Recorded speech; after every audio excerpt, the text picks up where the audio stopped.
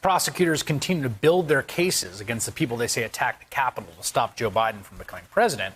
We're learning more and more about the planning that went on in the weeks before the event took place.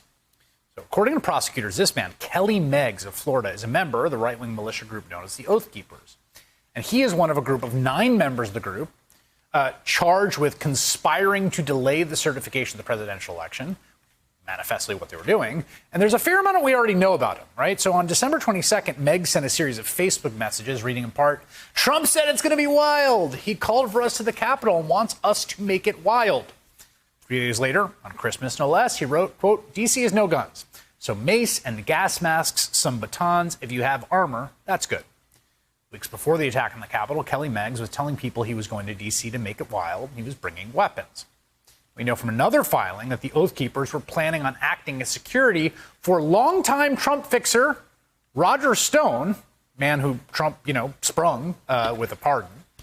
Here's a picture of Kelly Meggs and Roger Stone together the day before the attack. Meggs is the guy in the camo hat. Roger Stone's the other guy. Another court filing apparently shows Meggs' wife, Connie, with Stone at a Florida book signing earlier in December. Now, in new filings today, prosecutors shared messages from Kelly Meggs. They say show the Oath Keepers were coordinating their armed presence in D.C. with the Proud Boys. According to the documents, on December 19th, Meggs sent a Facebook message reading, quote, "Well, we are ready for the rioters."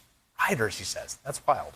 "This week, I organized an alliance between Oath Keepers, Florida 3 Percenters, and Proud Boys. We have decided to work together and shut this expletive down."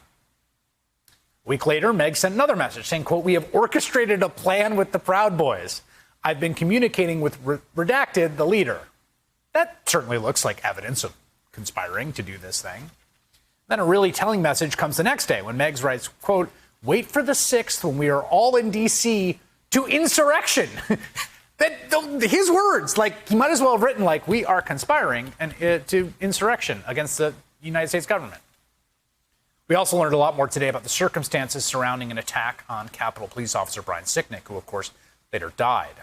Several New York Times reporters did just an outstanding job using videos from the insurrection to isolate the attack on Officer Sicknick, as well as tracking the men who attacked him around the Capitol grounds before and after the assault. Evan Hill is part of that team of New York Times journalists, and he joins me now. First of all, Evan, kudos on incredible video investigative work, which kind of blew my mind as I watched it. Let's just start with sort of setting the scene here. I mean, this has been one of the great mysteries and tragedies of this day. This officer lost his life, and months went by, and it was just not clear what happened to him. It looks like we're finally getting a sense.